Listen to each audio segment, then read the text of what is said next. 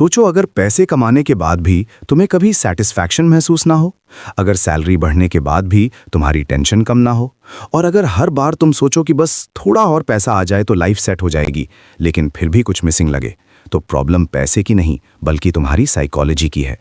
और आज हम इसी साइकोलॉजी को समझने वाले हैं एक ऐसी बुक के थ्रू जिसने लाखों लोगों की सोच बदल दी है। हेलो दोस्तों, स्वागत है आपका दिवेश रीडिंग लैब में, जहां हम बुक्स को सिंपल और प्रैक्टिकल तरीके से समझते हैं ताकि आप अपनी लाइफ में रियल बदलाव ला सको।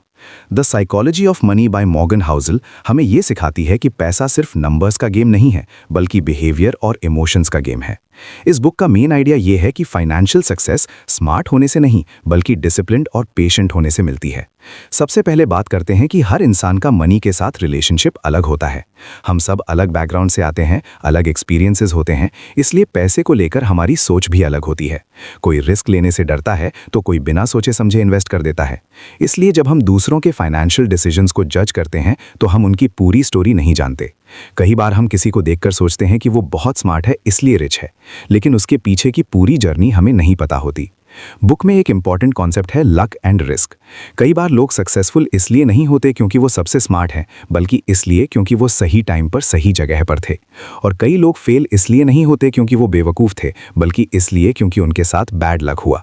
इसका मतलब ये है कि हमें अपनी सक्सेस पर ओवर कॉन्फिडेंट नहीं होना चाहिए और फेलियर से टूटना नहीं चाहिए।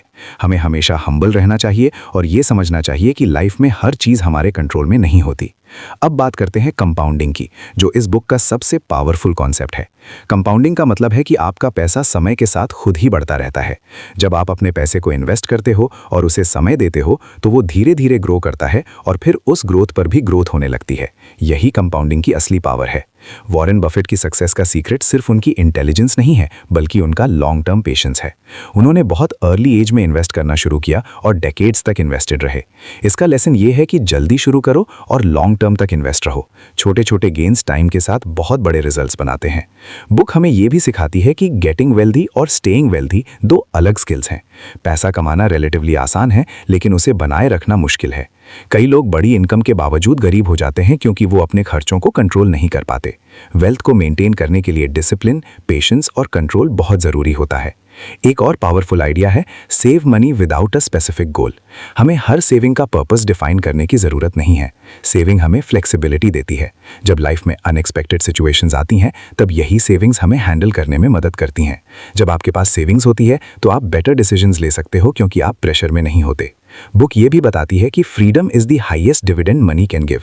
पैसा हमें लग्जरी नहीं बल्कि फ्रीडम देता है। अपनी पसंद का काम करने की फ्रीडम, अपने टाइम को कंट्रोल करने की फ्रीडम और स्ट्रेस फ्री लाइफ जीने की फ्रीडम। असली रिचनेस ये नहीं है कि आपके पास कितनी एक्सपेंसिव चीज़ें हैं, बल्कि ये है कि आप अपनी लाइफ को कितनी फ्रीडम के साथ जी सकते हो। अब बात करते हैं ईगो एंड स्पेंडिंग की। कई लोग पैसे खर्च इसलिए करते हैं ताकि दूसरों को इम्प्रेस कर सकें।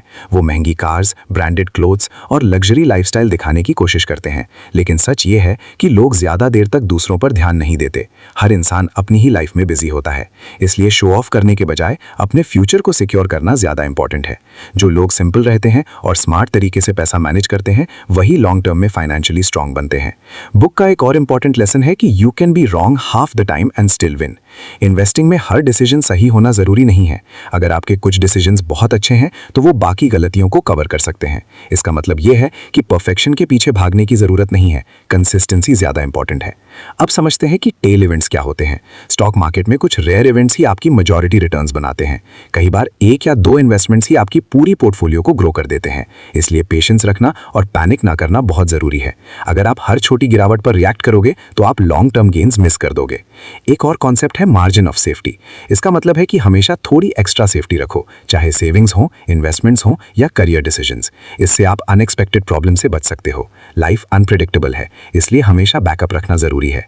बुक हमें यह भी सिखाती है कि past performance does not guarantee future results.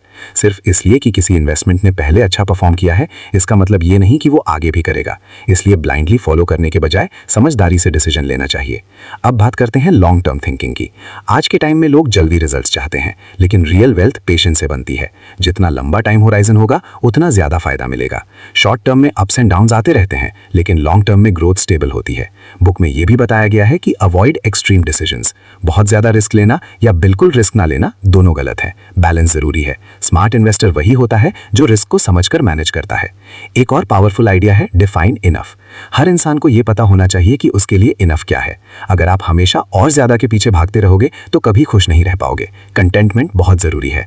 अब बात करते हैं बिहेवियर की। मनी मैनेजमेंट में सबसे इंपॉर्टेंट फैक्टर आपका बिहेवियर है, ना कि आपका आईक्यू। एक एवरेज आईक्यू वाला इंसान भी रिच बन सकता है अगर उसका बिहेवियर डिसिप्लिन्ड है। हैबिट्स आपकी फाइनेंशियल लाइफ को बनाती भी हैं और बिगाड़ती भी हैं। बुक का कंक्लूजन यह है कि फाइनेंशियल सक्सेस का कोई फिक्स्ड फॉर्मूला नहीं है। ये हैबिट्स, पेशेंस और डिसिप्लिन का कॉम्बिनेशन है। अगर आप स्मार्ट डिसीजंस लेते हो, अननेसेसरी रिस्क अवॉइड करते हो और लॉन्ग टर्म सोच रखते हो तो आप धीरे धीरे वेल्थ बिल्ड कर सकते हो। अगर आप इस बुक के लेसन्स को फॉलो करते हो, जैसे कि सेविंग करना, लॉन्ग टर्म सोच रखना, ईगो को कंट्रोल करना और पेशेंस रखना, तो आप धीरे धीरे फाइनेंशियल फ्रीडम अचीव कर सकते हो। याद रखो, पैसा कमाना गोल नहीं है, बल्कि एक ऐसी लाइफ बनाना गोल है जिसमें आप खुश और फ्री महसूस करो। यही इस बुक का सबसे बड़ा मैसेज है। अगर आपको ये समरी पसंद आई हो तो इसे लाइक और शेयर जरूर करो, और ऐसे ही अमेजिंग बुक समरीज के लिए दिवेश रीडिंग लैब को सब्सक्राइब करना मत भूलना। मिलते हैं अगली वीडियो।